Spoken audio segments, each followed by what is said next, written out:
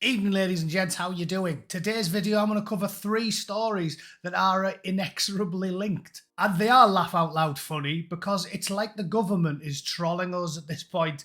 As I keep telling you, they do hate you. They hate your way of life. They always have done. Orwell wrote about this at length. They always have done. Rough-handed, working class, peasantry. They've got no time for us. They don't like us at all.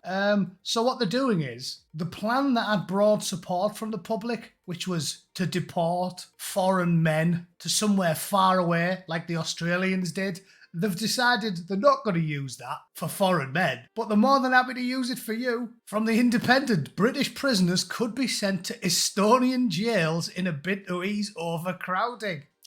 Yes, you read that right, and that's from the left-wing Independent. They're probably taking some delight in this as well. So they're not going to send, a 6'2" Rastafarian with a meat cleaver to a foreign country. He's going to be hanging about in his free council flat in Yorkshire. But they'll send you to an Estonian prison if you tweeted something in a slightly rude manner.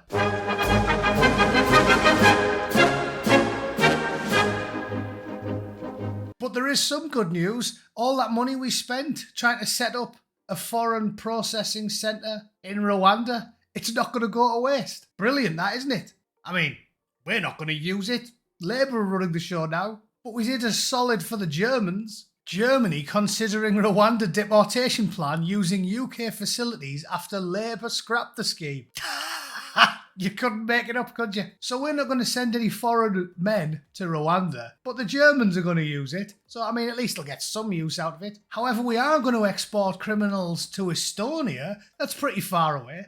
But the only people we're going to send there are basically going to look like you and me. Makes loads of sense, doesn't it? I'm sure the general public are terrified at the very thought of a 52-year-old grandmother being locked up close to her family and friends so they can visit her occasionally. Do you know what I mean? Sticker criminals like Mr. Melia, they won't be able to see the wives and kids every now and then, will they? Because they're going to get sent to Estonia. But if you're a hairy, scary geezer from a third world country, you'll be right as rain on the mainland UK. Brilliant. You can't tell me they're not doing this on purpose. And the third story that's relevant, because I keep talking about how they don't care about your safety, look at this one. The cost of furnishing asylum seeker flats is too sensitive to be released, says Watchdog. The Information Commissioner ruled in favour of the Home Office, which refused to reveal the cost of furnishing Hampshire accommodation. And the reason they gave for not telling you, the taxpayer, how much it's going to cost you? You guessed it. John Edwards rejected an appeal to release the information under Freedom of Information laws, saying the public interest in revealing the cost to the taxpayer was outweighed by the need to protect the asylum seekers from protests and risks to their health and safety. Risks to their health and safety. All of a sudden, it's important worrying about the risk to your health and safety. Strange then that they weren't worried about the risk to health and safety of, importing 500,000 unvetted fighting age men from all 4 corners of the globe and then promptly letting them fold up teenage girls above hundreds of smelly kebab shops. Very peculiar how health and safety only appears to be considered when you're talking about people that aren't native to the British Isles. It's almost like the British government are, exactly what we've been calling them for the last 25 years. Anyway, I'm going to keep it short and sweet today, ladies and gents.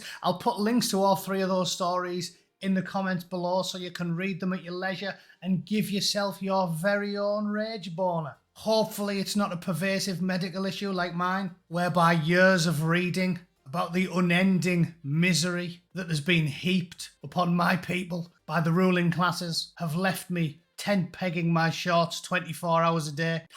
Hopefully it's only a temporary occurrence and you'll get over it. I will be doing a live stream tomorrow. I tried to get Blue Van Man on, but he's busy. Probably do that next weekend. But yeah, I'll do a live stream tomorrow about 7 p.m. UK time. I will cultivate the news and pick a handful of the most amusing stories from the last week. Grimly amusing stories. And we can walk through them together. If you've got any particularly pressing matters that you think that you want me to have a look at and give you my 2 cents, come along and drop them in the comments and I'll get to them as best I can. All right?